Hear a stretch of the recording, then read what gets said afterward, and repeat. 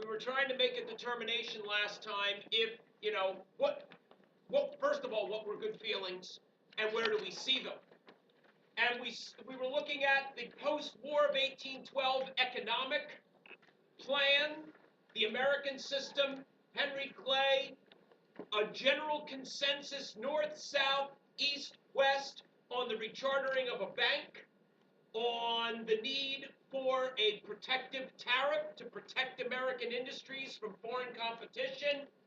There was some debate, however, on the efficacy of internal improvements and who should fund them. Clay, Calhoun believed that the federal government should fund internal improvements.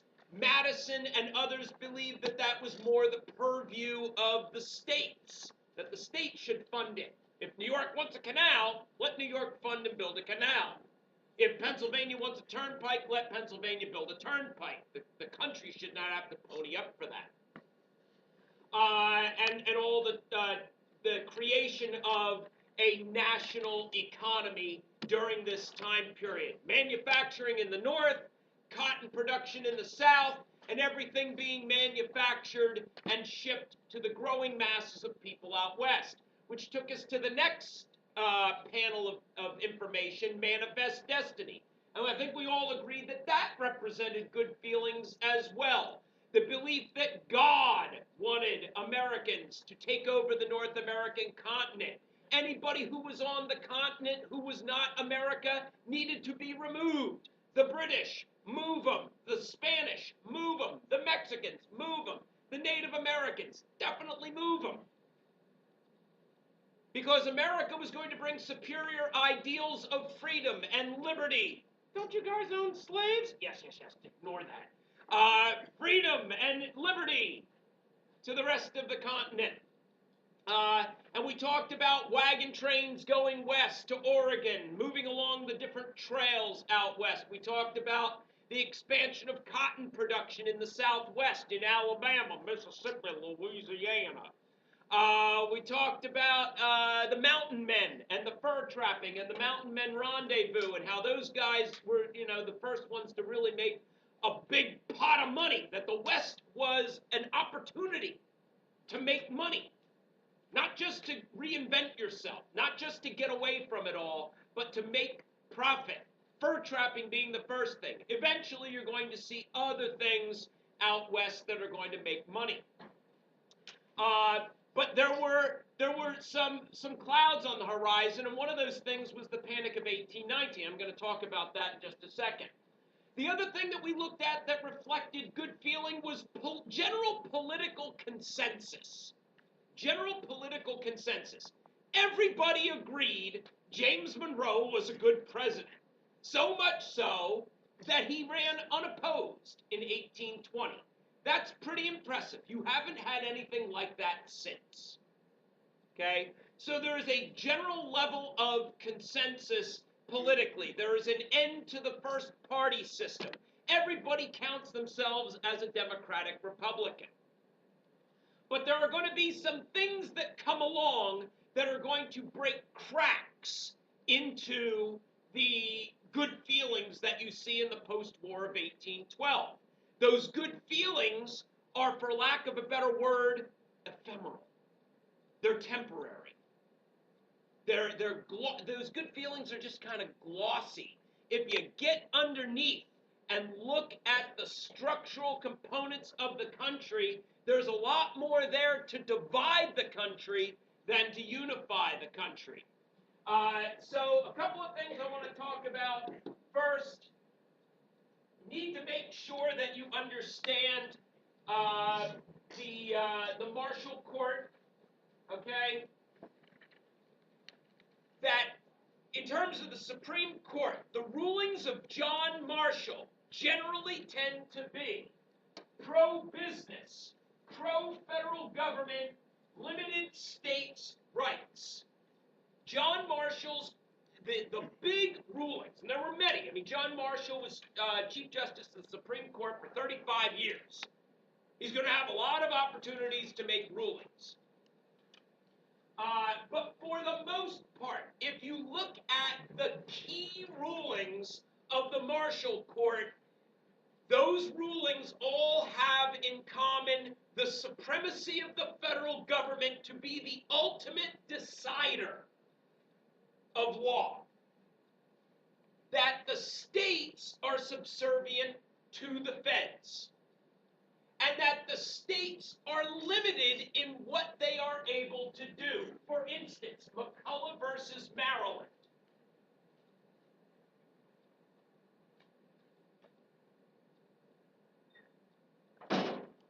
When the Bank of the United States was rechartered in 1816, okay, the second Bank of the United States, part of the American system, part of Henry Clay's big ideas,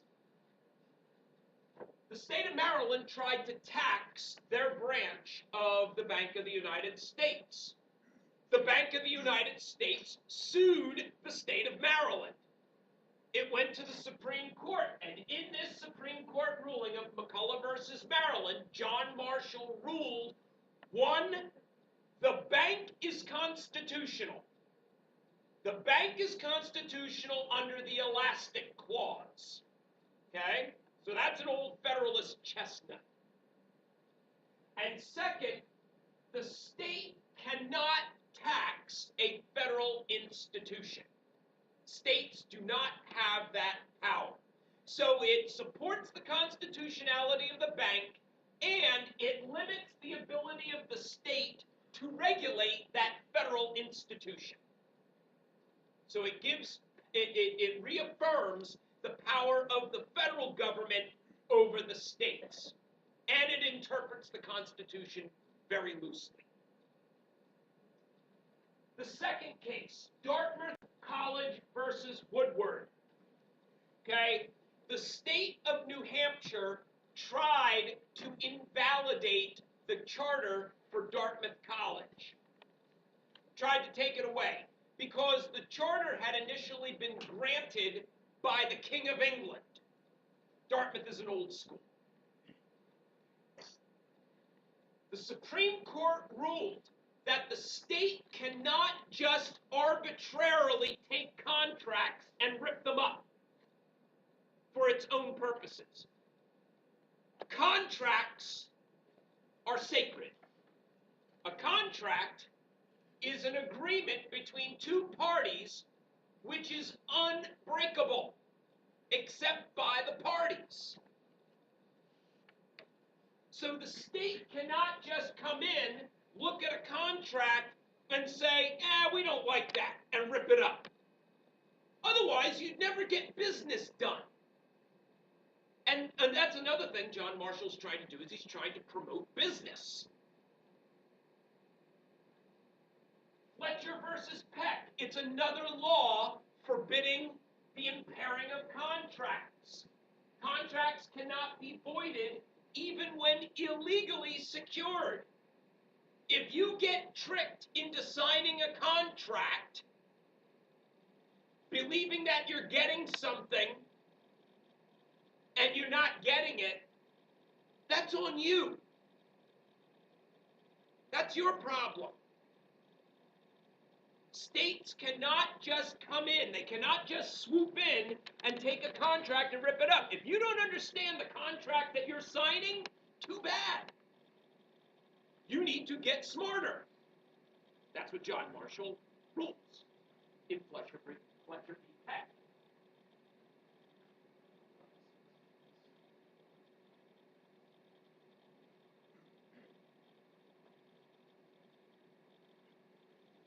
Gibbons versus Ogden. States do not have the power to regulate interstate commerce. What does interstate mean? Between states. Intrastate is entirely within the state. Interstate means going across state lines. So, for instance, in the case of Gibbons versus Ogden, the state of New York tried to award a contract, a business contract, to a ferry company to deliver people from New York to New Jersey and from New Jersey to New York. Does that make sense? I mean, we still have that today. You have a ferry company that runs boats between New Jersey and New York. The problem was New York tried to issue the monopoly. New York said, this boat company will be the boat company that transports people from New Jersey to New York and from New York to New Jersey. What's the problem with that? New Jersey didn't have any say. And so Marshall says, when it comes to any commerce across state lines, the only entity that can regulate that is the federal government. Now that is going to pop up again and again and again and again. And it's this ruling of Gibbons versus Ogden that's the basis of any kind of federal regulation today. What travels across state lines? What commerce is trade? So what is trade that travels across state lines that you're the beneficiary of? Food, regulated by the feds. Yeah. Water, regulated by the feds across the state lines. Huh? Anything. Cable, electricity, airlines, trucking, all of that stuff. It's regulated by the federal government based on that. And it's all based on a part of the Constitution called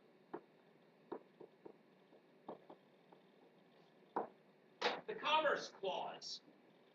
Remember, one of the weaknesses of the Articles of Confederation was that you had 13 different states doing 13 different things with 13 different sets of regulations. And the framers of the Constitution wanted to cut through all that crap. That's what the Commerce Clause does. It says that the national government will regulate trade between the states. Make sense?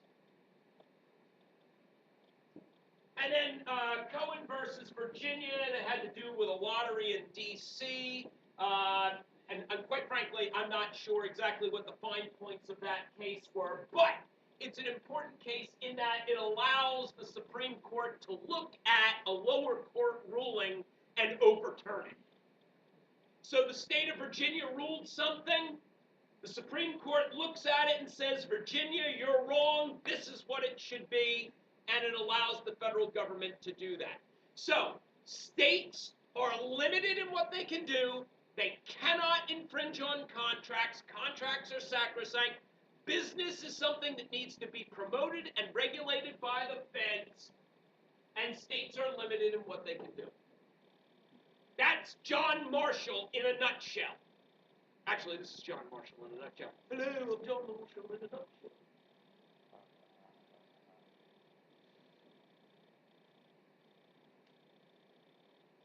And when it comes to Native Americans later on, he tries to protect the rights of Native Americans against the power of states like Georgia.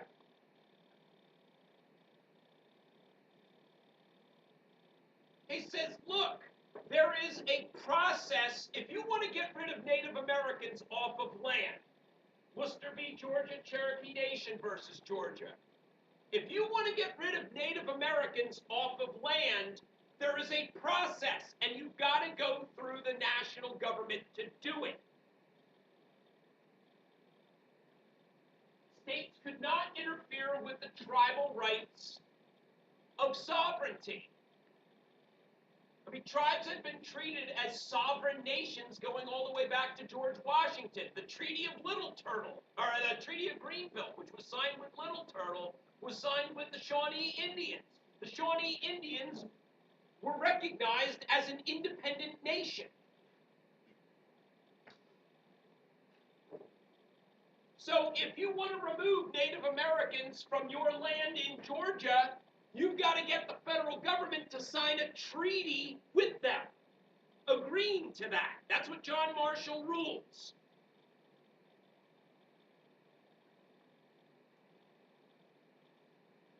So again, the sanctity of the authority of the federal government, both John Marshall. That's why I say he's like the ghost of federalism past.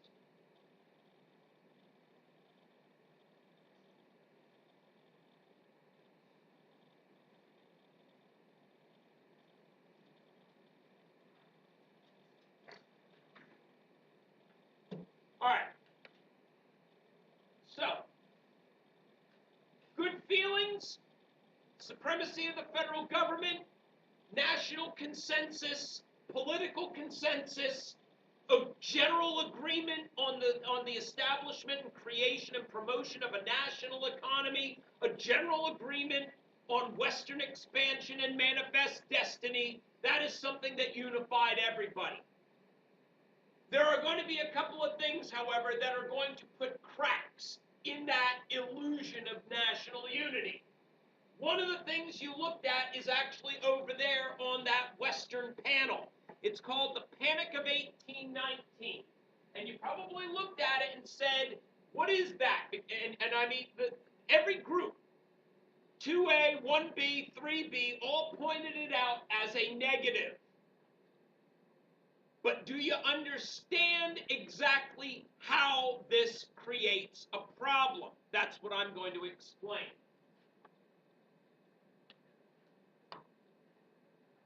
All right.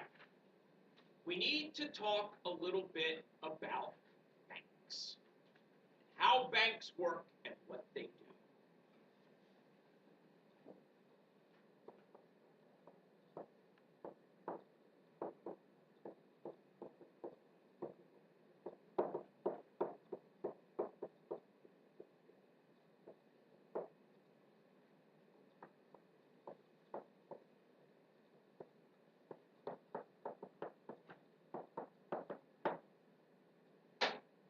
Alexander Hamilton's big financial plan in 1791, one of the elements of it was a Bank of the United States, which you got. Jefferson hated it, Washington and Hamilton loved it, and therein you created the first party system. Democratic Republicans didn't like the bank, Federalists did.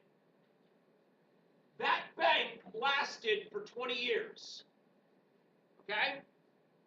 The charter for the Bank of the United States, when it expired in 1811, was not renewed. But during the War of 1812, the government realized how much economic chaos there was. People seem to forget the economic chaos prior to the formation of the Constitution. So one of the elements of the American system is, hey, we need a new Bank of the United States, a second Bank of the United States, which gets rechartered in 1816 for another 20-year charter, which means the charter is going to be due up when? 1836. 1836. Andrew Jackson. One of the big things in Andrew Jackson's second term is something called the Bank War. We'll get to that. So, what does the bank do? What does a bank, any bank, what does a bank do? It lets investors get money to invest into other causes and eventually make it back and put it back in the bank. Okay? The bank provides loans. Investors take those loans and they build businesses. They buy things. They invest with the hope that they will make money off the investment, be able to pay back the bank, plus interest. That's how a bank makes money, is the interest that they charge on the money they loan out, and have enough left over to make a tidy profit. That's how people make money off of investments. Okay? Now, you can invest in anything. You can invest you can invest in gold. You can invest in copper. You can invest in oil. You can invest in other banks. You can invest in businesses. You can invest in real estate. You can invest in anything. Anything you think is going to make you money. You can get a loan from the bank, take that money and invest it, make money, pay back the bank, plus the interest, and have enough left over to make a living off of. Nice and easy. And guys, the money that banks loan out is the lubricant for the wheels of the economy. Does that make sense? It's what makes the economy go around. Businesses are able to expand because of the loans they get from banks. Businesses are able to hire more people because of the loans they get from banks. People are able to get paid because of the banking system. And people can put their money in a bank and get paid interest for their savings. How many of you have a little savings book? You see, there you go. And you're making money off of it. It's not a lot. It's like a fraction of a percent right now. Maybe it's 1%. I don't know what the going rate is. But you make money. You give the bank money. The bank takes your money. You have it in a savings account. And the bank pays you interest for them being able to use your money. They then are able to take that money and loan it out. You all realize that there is no box at the bank with your name on it with your money sitting in it, right? Well, What? you can buy a box. No. You had this look in your eye. Yeah. What's the look from? Why are you giving me the big eye look? Yes. Now you do. When you give your money to the bank, the bank is going to turn right around and that money is going to go right out the door. Loans, today, car loans, home loans, business loans, all that stuff. Your money is long gone. Go ahead. How do you get your money back? That's right. You can go to the bank and you can cash out your savings right now if you want, and you'll get your money back because other people have put money into the bank. So on any given day, the bank has X amount of money available. It doesn't have everybody's money there. See, that's the problem. If everybody goes to the same bank on the same day, the bank will fail. The bank will close its doors. Huh? Well, it's a panic. It's called a bank rush or a run on banks. And you have that. You had that during the Great Depression in 1929. You have that happen in 1819. Yeah. That's correct, but the bank doesn't necessarily have that money right there. Yeah, it's a balance on paper. It's information. It's almost like a promise.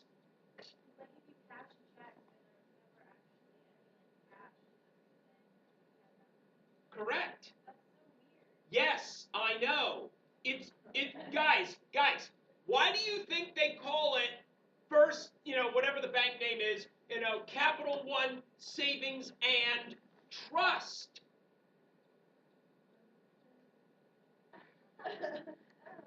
Yes. So basically, when you put your money in, you're just hoping that the bank doesn't fail, because if it does, they lose your money. That's what you do when you put your money in a bank. You cross your fingers. Yes. Yes. Yes. You're scaring. Now, I know I'm scaring a lot of people, but you guys need to know about banks because they're going to be an issue all the way up to 1933. You no longer need to worry about banks. You no longer need to cross your fingers because in 1933, Franklin Roosevelt, trying to solve the problems of the Depression as part of his New Deal, signed a law called the Glass-Steagall Act. And that created an agency called the FDIC, Federal Deposit Insurance Corporation. So that way, if the bank fails, the federal government will pay you back. Up to a certain amount. Up to today it's $100,000. Which is why rich people have got their money, in a lot of different banks. Okay? But you don't get that sense of comfort until 1933. You don't get that real trust until 1933. from 1791 to 1933, if you put your money in a bank, you might as well have been playing roulette or craps. All right? So everybody understands the banking system in 1819. So, what are people buying the most in 1819? Land, absolutely. It's this manifest destiny thing. Hey, let's get land out west. Let's go out west. Let's go out west. There's a general consensus attitude. Hey, let's move out west. God wants us to have that land. Well, you know what? The rich people get there ahead of you. And they buy up land. Buy it up, buy it up, buy it up. Believing that you're going to be coming and want that land, and they can turn around and sell it to you, flip it, make a profit. That is what is called speculation. You're speculate, spectacle, it means look. You're trying to predict the future. You're predicting that there is going to be a demand for Western land. So you buy it up, buy it up, buy it up, believing that you'll be able to sell it for a profit later on. That's why people invest in stocks today. You buy low, sell high, make a profit. That's why people invest in houses. Buy a house, fix it up, flip it, make a profit, pay the bank back, nice tidy profit in your pocket. Same thing here. People are going to buy up Western land with the belief that folks are going to come along and buy that land up for a higher price. They'll make a profit, pay the bank back. Here's the problem. If you buy up too much land with money you don't have, if you take out loan after loan after loan after loan, and nobody buys that land, the value of the land decreases, and you can't pay back your loans. So what wound up happening was the land values got inflated because everybody's buying, and what you created was essentially a real estate bubble. Everybody understands that. Talk to your parents about real estate bubbles. They understand that real well. Because everybody believing that their house is worth $400,000 is taking out home equity lines in order to go on vacation and buy a new car and buy this and buy that. No, holy crap, my house is only worth $250,000, yet I'm in it for $400,000. Oh, crap. What's the matter? You got that look on your face like you're confused. I'm okay. Sure? I'll explain it, because better to explain it now and then deal with banks, and you'll be like, oh yeah, that's what's happening. I think I'm okay. Okay. Because banks going to be something we revisit all the way up to the Great Depression. All right. So the banks are giving out too many loans. So banks are strapped. They're giving out money they don't have. And people are buying up land believing it's worth this when it's actually worth this. So they can't turn around and sell it. They're not able to pay back their loans, and the banks which had doled out the loans are not getting the payments back.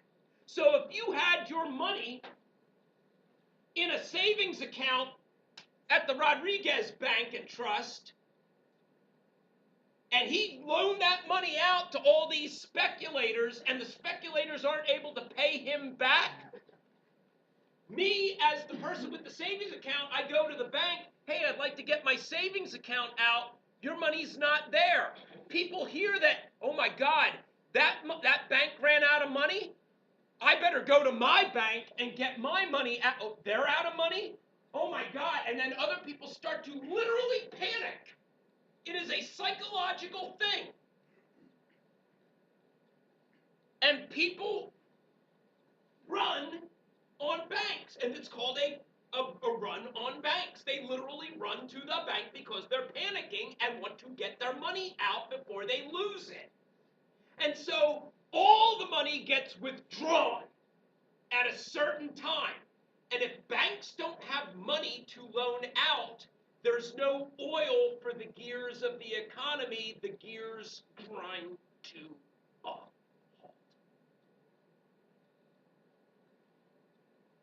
No loans going out, no investment, businesses can't expand, people can't get hired, people lose their jobs, they're not getting paid, they can't pay back their loans, they can't pay back their debts, people lose their land, people lose their home, and you wind up having a death spiral in the economy that's called a recession.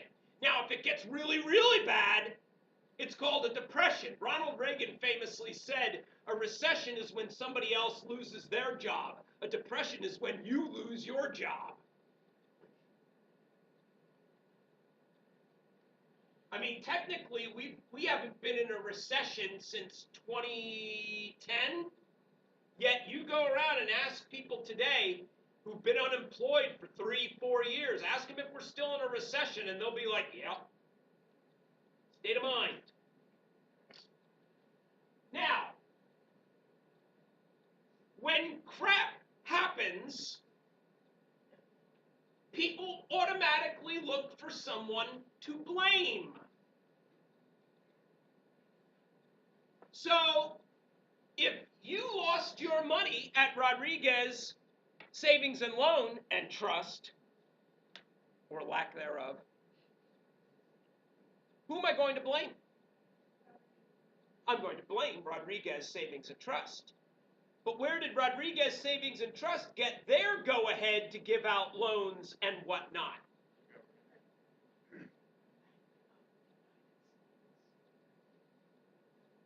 So people, by 1819, start to blame the Bank of the United States for their failed economic situation. That national consensus that there should be a bank ends. So when Andrew Jackson comes along in the 1830s and says, you know what? That bank is bad. All it does is enrich rich people. It hurts poor people. And people go, yeah, you're right. And you get the destruction of the second Bank of the United States during the Jackson presidency. Yeah. Oh, there were banks. There were banks. There just wasn't a Bank of the United States. There were local banks. There were banking becomes completely unregulated by 1836. Completely unregulated. Which means banks are giving out loans they may or may not be able to float. A bank may pop up here, and then another day it would be closed. They were called wildcat banks because they were there, then they weren't. They would take your money and then disappear. And then they disappear. Exactly. Banking, by 1836, banking becomes completely unregulated, and guess what winds up happening? Well, yes. Yes, they steal your money, it's unregulated, people get angry, but you wind up with a depression in 1837.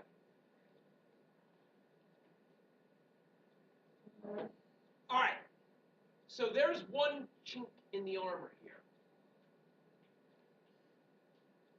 Here's the other. The state of Missouri applies for statehood in 1819. What kind of state is it going to be? Is it going to be a slave state or a free state? Well, you know what? That's a good question, because up until this point, that question had already been answered. How was that question answered? When Ohio, Kentucky, Tennessee, Indiana, how was that question already answered up to this point? For every slave state, there's a free state, so that it balanced out. Well, yeah, but I mean, there was a law that was passed that said where slavery could and couldn't exist, and it went back a long way.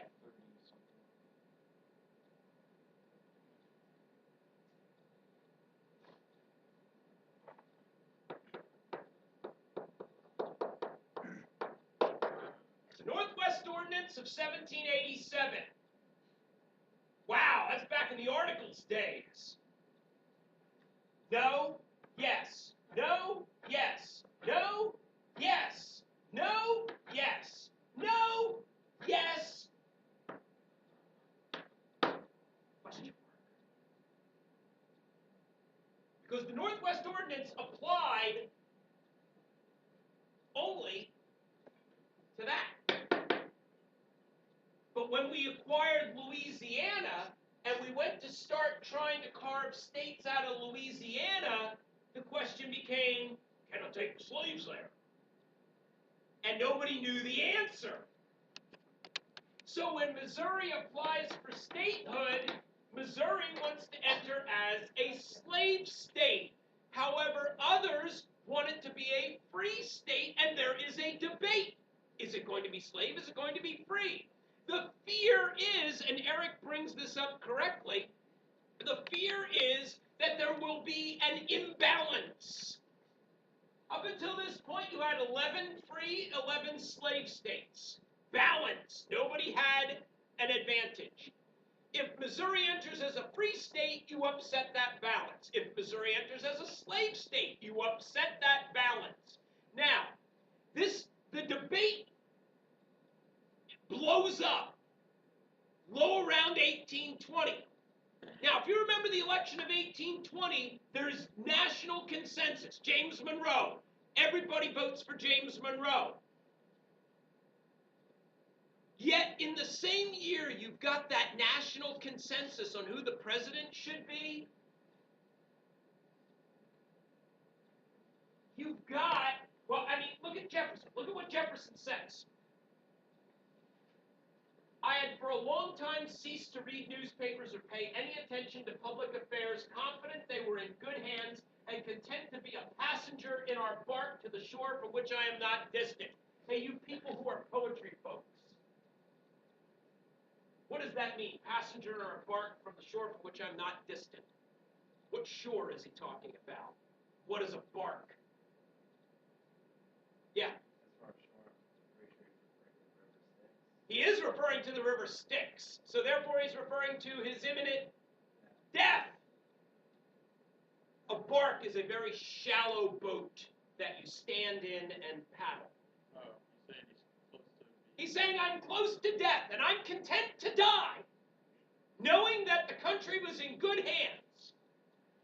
But this momentous question, the Missouri question, like a fire bell in the night, awakened and filled me with terror. I considered it at once as the knell of the Union.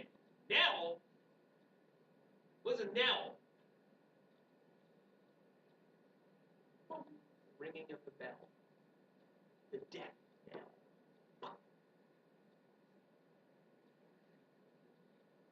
It is hushed, indeed, for the moment, but this is a reprieve only, not a final sentence. We have the wolf by the ears.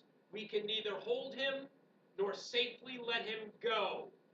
What is the wolf? Slavery. He says, holy crap, you guys may have come up with a compromise to solve this now, but you haven't dealt with the ultimate question. Is this going to be a slave country or is it going to be a free country? And that's going to be the issue that divides and divides and divides the country from this point out. Look at what James Talmadge had, and this is what got everybody upset. This guy's name was James Talmadge. He was a representative from New York. New York, northern state, free state. And he says, fine, Missouri, you can enter as a slave state temporarily and with some conditions. No further slaves can be brought into Missouri, and the children of slaves must be freed by the age of 25. So while there may be slavery in Missouri now, over time, it's going to gradually become a free state, and that incenses Southerners. You're infringing on my rights. You're telling me how to live. The federal government is out of control, trying to infringe on my right to private property, trying to tell me how to live my life. And Southerners rail against the Talmadge Amendment. And it's what causes this Missouri controversy. Now, ultimately, there is a decision made. There is a compromise arrived at.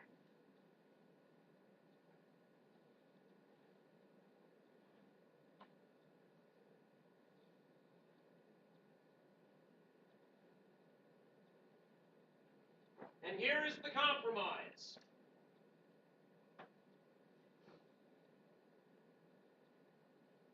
Oh, and by the way, the compromise is hammered out by Henry Clay. Get used to hearing that. The compromise is hammered out by Henry Clay. All right. So here's the compromise. 1. Missouri will enter as a slave state, no conditions.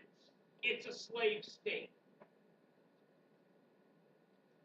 In order to maintain the balance of slave and free states, a new free state will enter at the same time.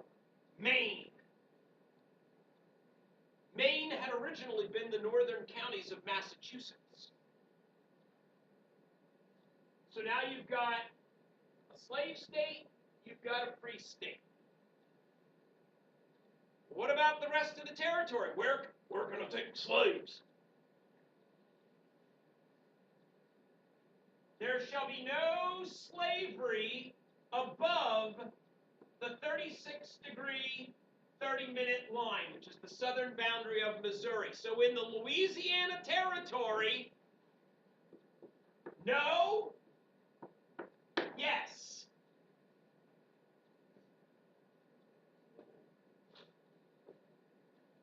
And therein lies the agreement. Problem solved. Now, how does this represent good feeling? You can make the argument that this supports the idea of good feelings. Yeah. They were actually able to work out a solution. North, south, west. Everybody was able to come together and make an agreement. But guys, all this is doing is putting a Band-Aid on a stab wound. Yeah, it's technically together, but it's still divided. Now, you may think that this solves the problem, and it does solve the issue of Louisiana Purchase. But what about when America gets all this during the Mexican War in the 1840s? Can I take the slaves there? Can I take the slaves there? Can I take the slaves there? Can I take the slaves there? Who knows?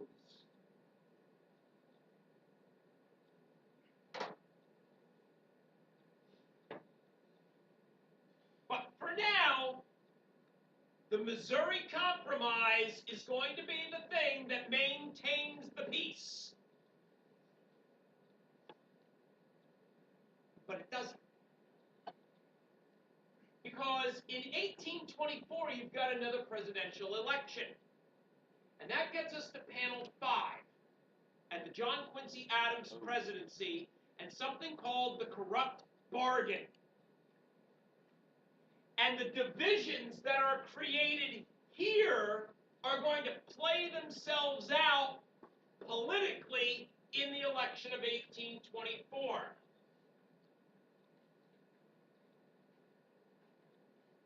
King Caucus ends. Now, did anybody come across what King Caucus was? What that refers to? Nobody.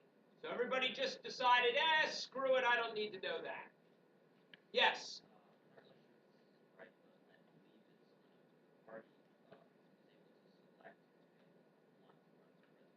That is correct. Caucus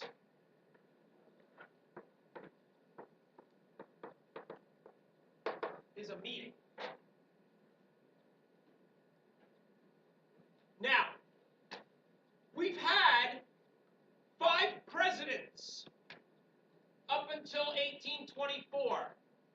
People voted for these presidents. The electoral college then decided among them. But did anybody ever wonder how the names got on the ballot in the first place? I mean, how did Madison wind up on the ballot for people to choose? How did Monroe wind up on the ballot for people to choose? Congress used to select the candidates. They would get together, they would have a meeting, and they would say, okay, whose turn is it? Oh, Madison was Secretary of State? Fine, it's Madison's turn. Monroe was Secretary of State? Fine, it's Monroe's turn. John Quincy Adams was Secretary of State for James Monroe? It's his turn. But in 1824, the congressmen can't decide on who they want as their nominee. They can't decide on whose turn it is. And so the northern congressmen choose John Quincy Adams. But the southern congressmen want their own sectional candidate, William Crawford of Georgia. And the West says, hey, wait a minute. We're players now. We want our own candidate. And they choose Henry Clay of Kentucky, which is technically the West at this point. And then somebody says, wait a minute. Why don't we get a war hero, a la George Washington? We'll throw him into the mix and see what happens. So rather than having a general consensus on who the next president should be, you've got the sections of the country promoting their own candidates. And what you wind up with is a result that looks like that. Whereas Monroe, you had one color. Here, you've got people voting for their section. You've got states splitting their vote. The states in black are the states that split their electoral votes. Some got, this guy got some, this guy got some. You got John Quincy Adams winning New England. You've got William Crawford winning Virginia and Georgia. You've got Henry Clay winning Ohio, Kentucky, and Missouri. And then you've got Andy Jackson kind of as a national candidate.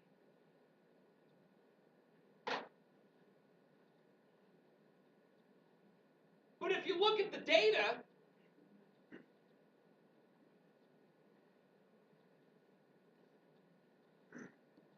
Jackson wins the popular vote, Jackson wins the electoral vote, but he doesn't win a majority. You have to win a majority of the electoral vote. That is in the Constitution. If you do not win a majority of the electoral vote, according to the Constitution, this is what it says. The top 3 vote getters go to the House of Representatives, and the House of Representatives votes on who the president will be. This is what happened in 1800. You only had 2 candidates then, you had 3. That's right. You had Jefferson, Burr, and Adams. And it went to the House. And eventually, the House selected Jefferson. Here, it's going to go to the House of Representatives. And poor old Henry Clay is left out in the cold. But not really. Because his day job, when he's not running for president, is Speaker of the House of Representatives.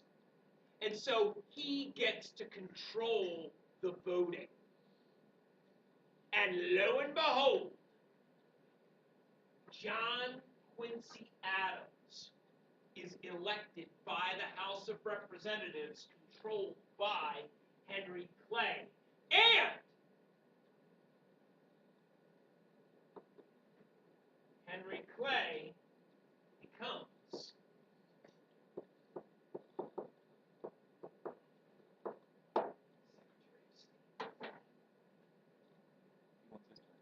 he wants his turn as president. This is his way of doing it. Guys, if it walks like a duck and it quacks like a duck, it's probably a duck. The Jacksonians claim that there was a bargain struck between Clay and Adams. You make me president, I'll make you Secretary of State, you'll get your turn as president. And they yell, corrupt bargain. So not only are the sections divided, now you've got the politics are divided between those who support Adams and those who support Jackson.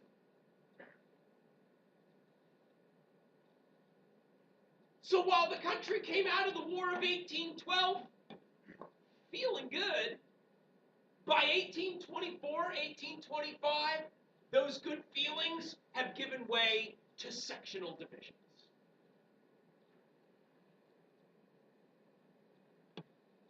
And John Quincy Adams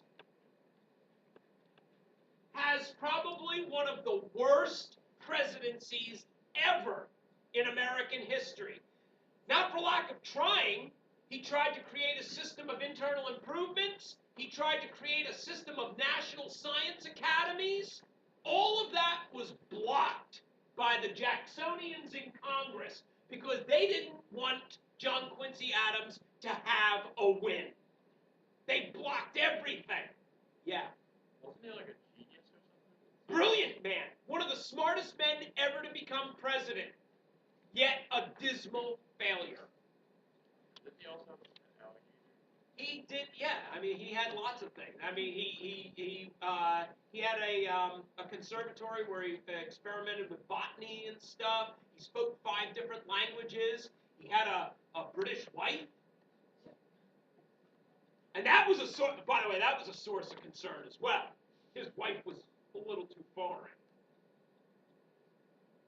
Doesn't this sound familiar? Where the losers in the election decide they're going to try and get back at the president who wins by blocking every single freaking thing the guy does? Guys, if you think today's current political climate is something new, it's not. It's the way we've always been doing things. Poor old John Quincy Adams and Barack Obama would have a lot to talk about.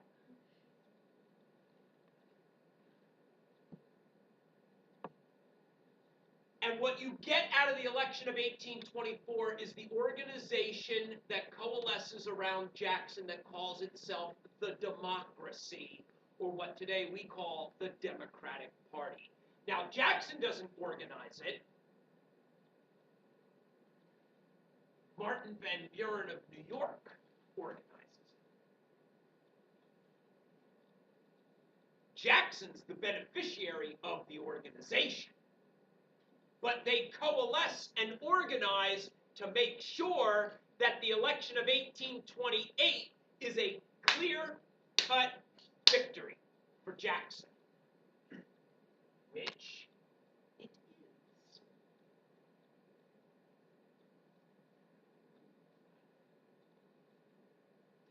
All right. That gets us to the end of the era of good feelings. The era of good feelings comes to an end as a result of the panic, the Missouri Compromise, and the corrupt bargain. Boom. Done. Sectional and political divisions throughout. All right.